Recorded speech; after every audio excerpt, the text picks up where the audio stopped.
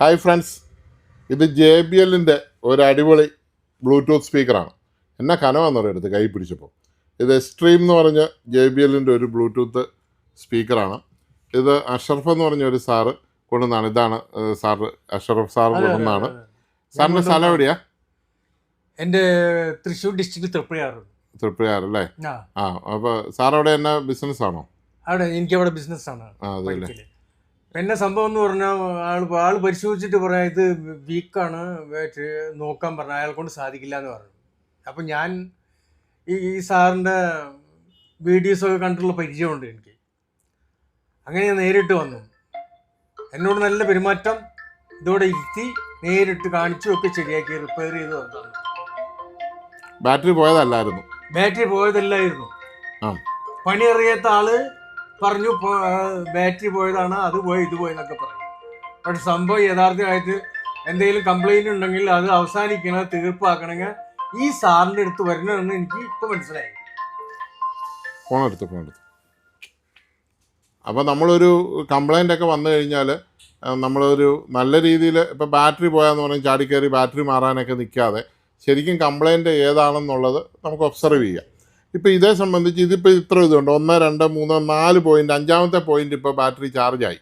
അപ്പോൾ നിലവിൽ ബാറ്ററിക്ക് കുഴപ്പമില്ല. ഞങ്ങളൊരു 10-15 മിനിറ്റ് വർക്ക് ചെയ്ത് നോക്കിയിട്ടും കുഴപ്പമൊന്നുമില്ല. അപ്പോൾ ഇത് ഫുൾ ചാർജ് ആയിട്ടുണ്ട്. ഇതിൻ്റെ കംപ്ലയിൻറ്റ് ചാർജിങ് സെഷനിലായിരുന്നു, ഇതിൻ്റെ ബാറ്ററിക്ക് കുഴപ്പമില്ലായിരുന്നു.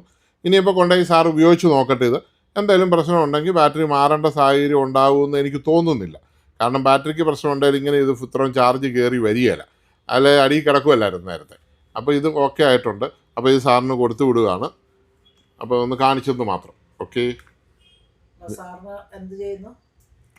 സാറിന് ഹോട്ടലാ അല്ലേ? അത് എവിടെയായിട്ടാ? അത് മലപ്പുറം ജില്ലയിൽ പഠിക്കല. ആ, ഓക്കെ. തൃശ്ശൂരാണ് വീടെങ്കിലും മലപ്പുറത്താണ് ഹോട്ടൽ നടത്തുന്നത്. അല്ല, മലപ്പുറം ജില്ലയിൽ പഠിക്കൽ. ആ, അവിടെ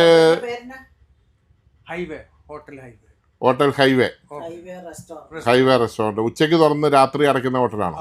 ആ, മറ്റേ മന്തി ഇതുമൊക്കെ ഉള്ളത്. ഓക്കെ. അപ്പം അതിലെ പോവുകയാണെങ്കിൽ നല്ല ഫുഡ് നാട്ടുകാർക്ക് കൊടുക്കും. ഓക്കെ, ശരി. അപ്പോൾ ശരി സാറേ. അപ്പോൾ സാറിനെ അതിൽ താമസിക്കാൻ വിട്ടേക്കാം. അപ്പോൾ മലപ്പുറത്ത് പോകുന്നവരൊക്കെ അവിടെ പോയി ആ ഹോട്ടലിൽ കയറി നല്ല ഫുഡ് കഴിക്കുക. സാറ് ഗ്യാരണ്ടി പറഞ്ഞിട്ടുണ്ട്. അപ്പോൾ നമ്മളൊരു സാധനം സർവീസ് ചെയ്യുന്നതിന് മുമ്പ് ആദ്യം ഇത് കംപ്ലൈൻറ്റ് എന്നാന്ന് ഒബ്സർവ് ചെയ്യുകയാണ് ചെയ്യുന്നത്. ഒബ്സർവ് ചെയ്തിട്ട് എന്താണ് കംപ്ലൈൻ്റ് എന്ന് കൺഫേം ചെയ്തതിന് ശേഷം മാത്രമേ ചികിത്സ ചെയ്യാൻ പാടുള്ളൂ.